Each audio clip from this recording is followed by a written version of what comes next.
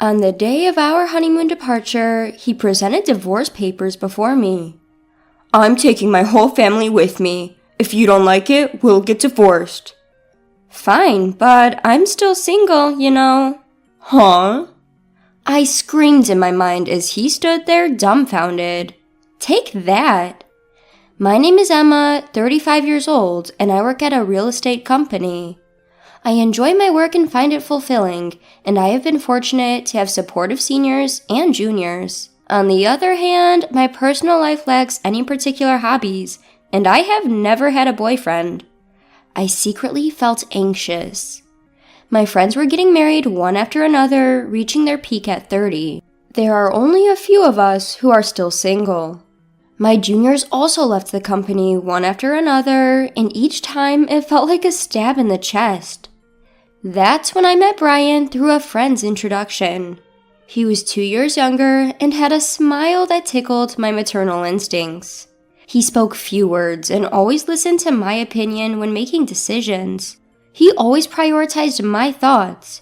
Never having any experience with men before, I quickly fell for Brian's personality. Our relationship developed smoothly. When I mentioned marriage, he responded, "Then let's get married." When it comes to marriage, a dozen of decisions must be made. Wedding ceremony, honeymoon, and a new home to live in together. It's a once-in-a-lifetime major event, so I wanted to make decisions together. But no matter what we decided, he would always listen to my opinion.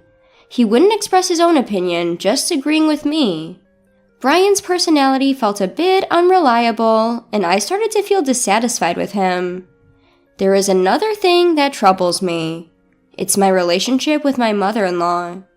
My mother-in-law's personality was completely different from Brian's easygoing nature. She doesn't listen to my opinions and immediately imposes her own ideas. Emma, when you get married, of course you'll quit your job and focus on taking care of the house, right? At your age, if you don't hurry, you won't be able to have children. Brian is working hard, so as a woman, you should focus on the family. It's the wife's duty to support her husband. When I went to greet her, these were the first words she directed at me. The husband works outside, and the wife takes care of the home.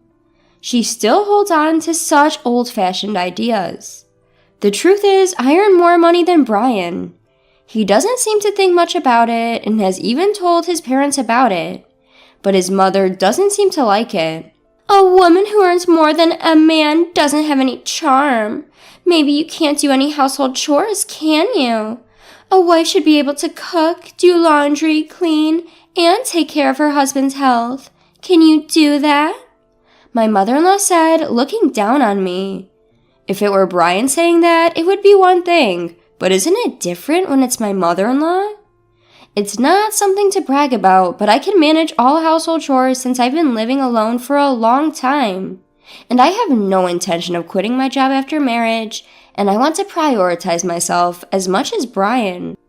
That's what I thought. But Brian didn't help me even when my mother-in-law criticized me. Instead of refuting my mother-in-law, he nodded along with her statements. Because of that, I felt a bit uneasy about Brian. Can I really rely on someone like this for the rest of my life? Well, Brian is younger than me after all. Maybe he'll become more reliable in the future. If this marriage falls through, I might never get married in my life. Anxiety and desires clashed in my mind, swirling around in endless conflict. However, time doesn't wait, even if I'm troubled. There are so many things I need to decide for the wedding, the destination for the honeymoon, applying for time off from work, and so on. The to-do list keeps piling up. With a sense of unease, I spent busy days preparing for both work and marriage. One day, I consulted Brian. I think, considering our work, we can only take a long vacation at this time, so is it okay to have the honeymoon during this period? Yeah, I think it's fine. Both Brian and I have similar quiet periods at work. If we want to take a long vacation, this is the only timing we have. The problem is the wedding. The venue I've always dreamed of is so popular that it's booked for over a year in advance. In that case, what about going on the honeymoon before the wedding? I looked it up and it seems some people do that. If we have the wedding first, it will be another 2 years before we can go on the trip. If you are okay with that, Emma, then I'm fine with it too. I thought Brian wouldn't object, but to agree so readily.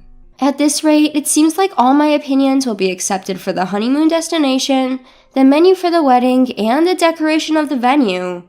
I do have a desire for Brian to express his own opinions a little, but it's better than being opposed.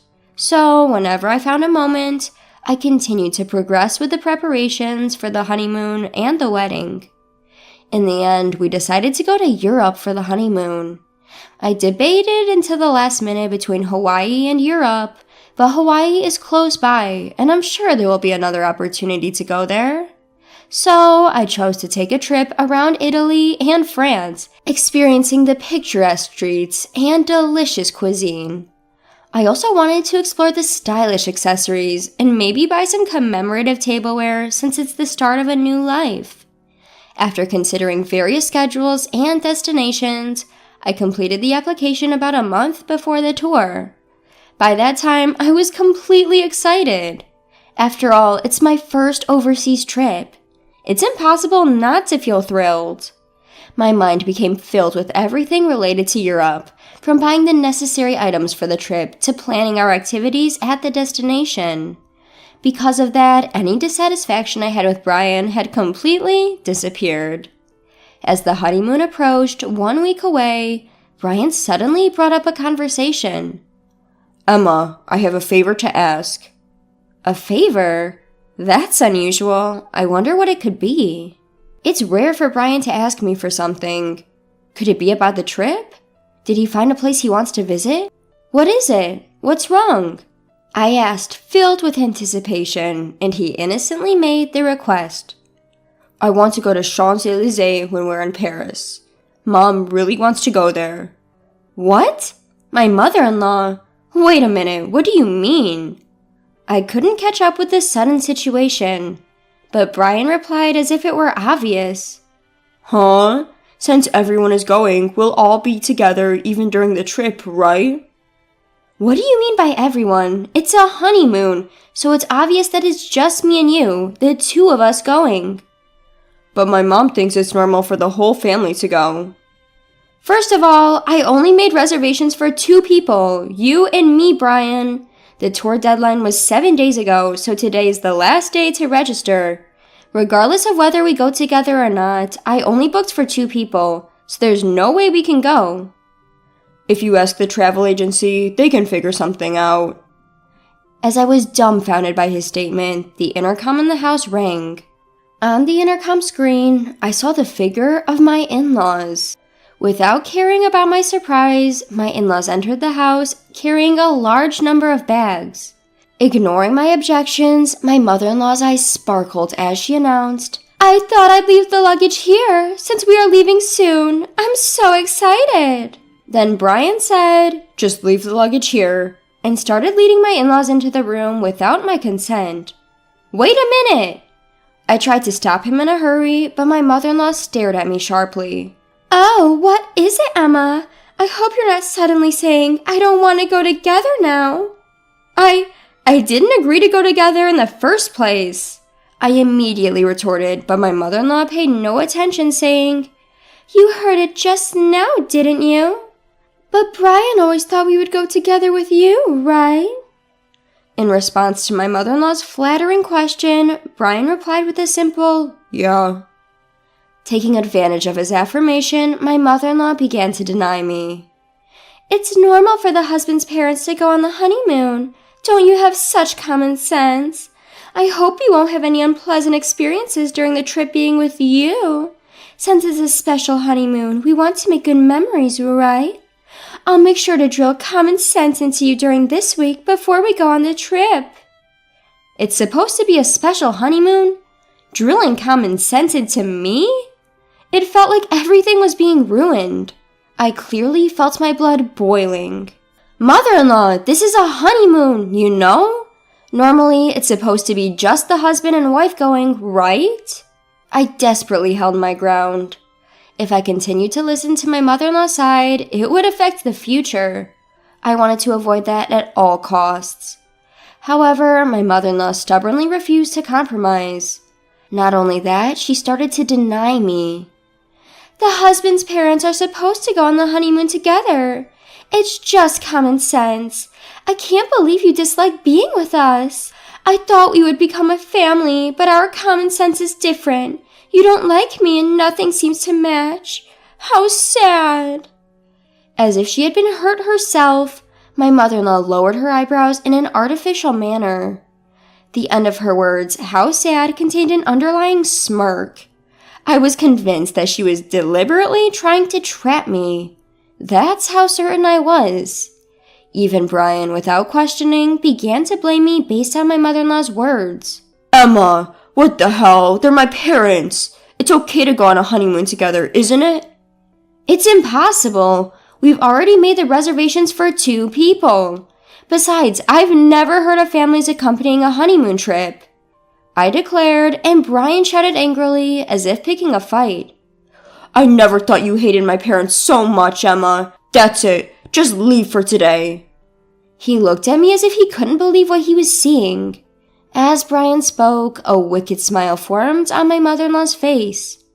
Why does he always take his mother's side without listening to his spouse's opinion? Especially at a time like this, I wanted him to support my views. Before I could even react to his words, I found myself pushed out to the entrance. Just before the door closed, I caught a glimpse of my mother-in-law's smug expression. I was left outside, unable to do anything but stand there. Why am I being treated like the bad guy? Why does everything have to be ruined, including this precious trip? Frustration and sadness overwhelmed me, and tears began to flow. A few hours later, I received a message from Brian. I want you to see if it's still possible for them to join the tour. If not, we'll cancel this trip and apply for a tour where all 4 of us can go. Please think rationally. If you reconsider, we can figure it out properly. I don't think I'm in the wrong, so I have no reason to apologize or respond.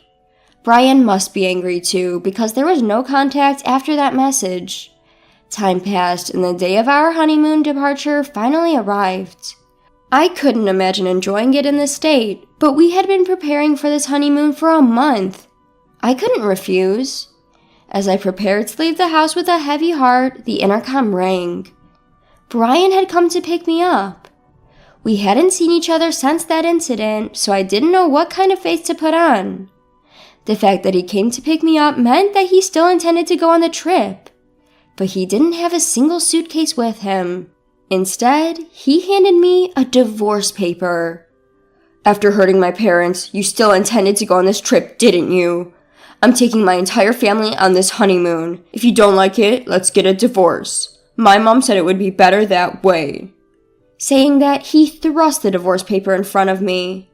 In that moment, I finally realized what kind of person he was. I thought he would listen to my opinions and prioritize me, that he was kind. But that wasn't the case. This man is just someone without his own opinions, and he prioritizes his family over me. That's Brian. As I came to that realization, I felt my feelings for him cooling down. Even if I were to marry him, I couldn't see myself overcoming the many challenges that awaited us in the future. And becoming a family with that mother-in-law, it was an impossible scenario. Determined, I pointed at the divorce paper in front of me and said, "Sure, but I'm still single, you know." Huh? Brian exclaimed, clearly surprised by my words. Single? What do you mean?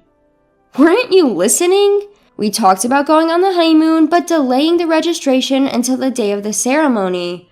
I made sure to get your permission, Brian, you know. You didn't forget, did you?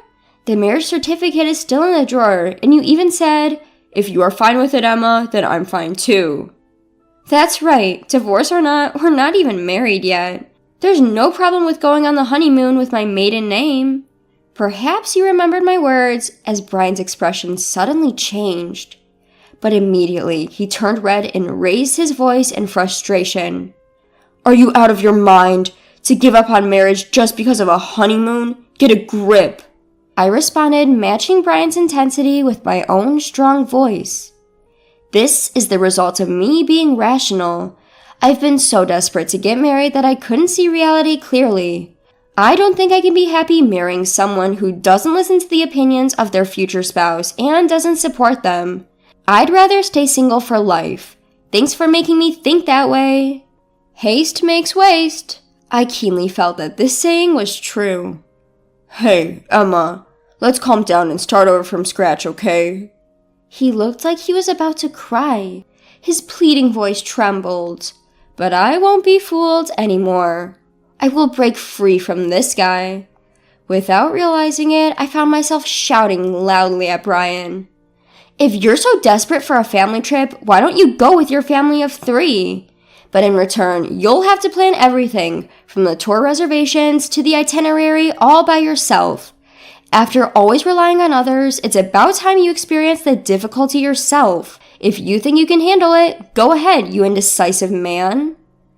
I pulled out the marriage certificate from the drawer and tore it to shreds in front of Brian.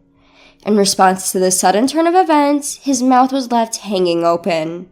Overwhelmed by my determination, Brian was completely taken aback. Well, do you understand how serious I am now? I refuse to have a future that's pitch black. It's over between you and me. Why don't you hurry back to your beloved mommy and cry to her, you mama's boy. Leaving a dumbfounded Brian behind, I slammed the front door shut. Given his state, he might actually go cry to his mother. I could easily imagine him doing that. Afterward, I contacted the tour company to cancel our reservations. Since it was a same-day cancellation, we were charged 100% of the cancellation fee. I billed Brian for the entire fee since he was the one who ruined our honeymoon. It was the natural outcome. Later, Brian blamed me for the failed marriage and spread rumors about it to those around us. However, it seemed that no one sympathized with him among our relatives and coworkers. Instead, he started to be seen as an unconventional mama's boy due to his past actions and was disliked by many. When I told my parents about the divorce, they were initially surprised, but quickly accepted it. Marriage isn't the only source of happiness. As long as you're happy, Emma, that's what matters. I couldn't be more grateful for my mother's words. As a side note, since then, my hobby has become traveling. I felt it would be a waste to let long vacations go to waste, so I embarked on my first solo trip. Going overseas was a bit difficult, but I enjoyed a relaxing time in historic cities I had always wanted to visit. Wow, being alone is actually quite enjoyable. Thanks to that historical adventure trip, I've started to fully enjoy solo traveling whenever I have time off. On my next break, I'm planning to embark on my next overseas trip. I've begun a life where I won't let myself be controlled by marriage alone.